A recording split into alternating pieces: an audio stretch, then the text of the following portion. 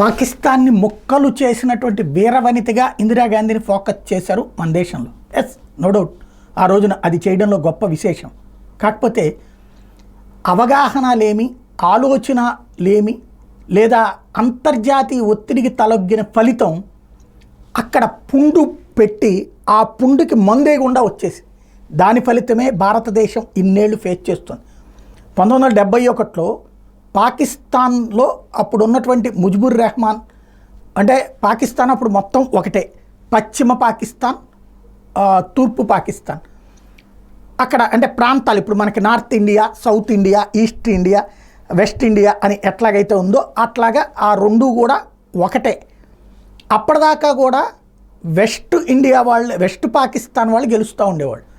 East Pakistan వాళ్ళకి విజయాలు సాధ్యమయ్యేది కాదు. ప్రభుత్వాలు వాళ్లే ఏర్పాటు చేస్తూ వచ్చా 71 దాకా. 47లో దేశం విడిపోయినప్పటి నుంచి కూడా అదే జరుగుతుంది. అయితే ఆ పాలకులు ఈ ప్రాంతం పట్ల నిర్లక్ష్యం చూపించడంతో విరక్తి చెందినటువంటి వాళ్ళు తిరుగుబాటు చేస్తే ఆ రోజున వాళ్ళని అణచివే, ఆ టైంలో ఓ రకంగా తిరుగుబాటు అంటే రాజకీయ తిరుగుబాటు చేశారు. ఓట్లు వేసి టోటల్గా ఇటు వెస్ట్ పాకిస్తాన్లోను అటు ఈస్ట్ పాకిస్తాన్లోను మొత్తం మీద ముజిబుర్ రెహమాన్ ఘన విజయం సాధించాడు. కానీ ఆయనకి ప్రధానమంత్రి పదవి ఇవ్వడానికి ఒప్పుకోకుండా ఈ బ్యాచ్ అడ్డుకున్నారు. అసలు కథ అక్కడ నడిచింది. దాంతో ప్రారంభమైనటువంటి వివాదమే మాకు ప్రత్యేక దేశం కావాలన్నటువంటి నినాదం. అలా నినదించిన వాళ్ళందరినీ చంపేయడం ప్రారంభించింది పాకిస్తాన్.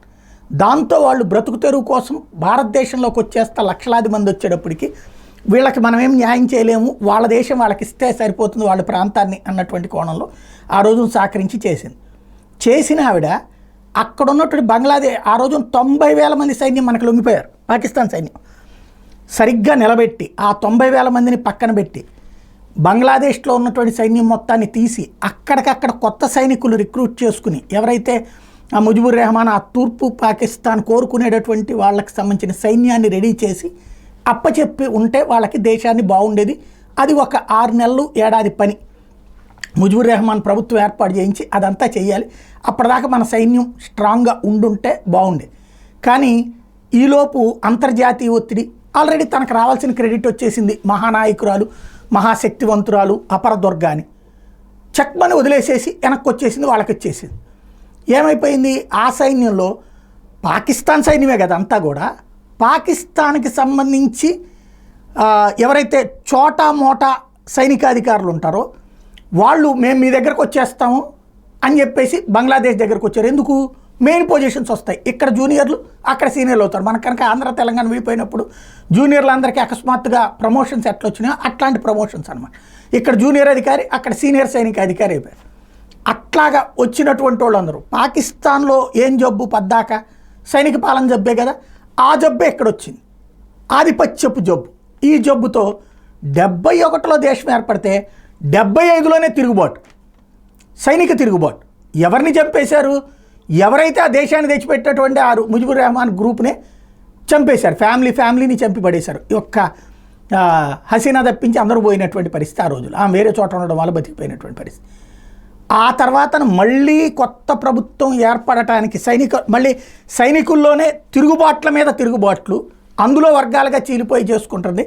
టోటల్గా చూస్తే 90 దాకా ఇట్లాంటి సైనిక కుట్రల ప్రభుత్వాలే నడిచినటువంటి పరిస్థితి. మధ్యలో అవామీ లీగ్, ఏదైతే సైనికాధికారి భార్య అయినటువంటి ఖలీదా జియా, ఒకనాడు తను సైనిక తిరుగుబాటుదారుడే, అతన్ని శిక్ష పడితే అతని భార్య తర్వాత పార్టీ పెట్టుకుని ఓసారి ప్రధానమంత్రి అయింది. బట్ ఆవిడ మళ్ళీ ఆ పాకిస్తాన్ అనుకూల వ్యవహార శైలి ప్రదర్శించేటప్పటికి పక్కన పెట్టి హసీనాని ఎన్నుకున్నారు అక్కడ ప్రజలు, ముజిబుర్ రెహమాన్ కూతురు కాబట్టి. ఇప్పుడు అక్కడ జరిగింది ఏంటి? ఓవరాల్గా చూస్తే 15 ఏళ్ల నుంచి చక్కగా మొత్తం 25 ఏళ్ళు దాదాపుగా పరిపాలించినట్టు అనుకోవాలి. ఆమెను తీసుకొచ్చి పక్కన పెట్టేశారు. ఇవాళ జరిగింది అంటే మళ్ళీ సైనిక పాలన. అంటే సైనిక పాలన ఇందిరాగాంధీ చేసింది 71లో మంచి పనే, కానీ సరైన ఆలోచన చేయకపోవడం వల్ల 20 సంవత్సరాలు అక్కడ సైనిక పాలన నడిచింది, సైనిక కంట్రోల్లో ఉంది. మళ్ళీ భారతదేశం సెటరైట్ చేసి దాన్ని ఒక దారికి తీసుకొస్తే, అది కూడా ఏదైతే 90ల తర్వాత దాన్ని దారికి తీసుకొస్తే ఇప్పుడు మళ్ళీ జరిగినటువంటిది. అంటే చిన్న దేశంలో వాళ్ళు తట్టుకోగలిగే స్థాయి లేకపోవడం వలన చైనా వాడి ఇన్ఫ్లుయెన్స్, పాకిస్తాన్ వాడి ఇన్ఫ్లుయెన్స్తో నడిచిపోతుంది. దాని పర్యవసానం ఇప్పుడు భారత్ ఫేస్ చేస్తుంది. ఇందిర ఉద్దేశం మంచిది, కానీ ఏది సంస్థాగతమైనటువంటి నిర్మాణం అయ్యేదాకా ఆగి ఉండాల్సింది. అప్పుడు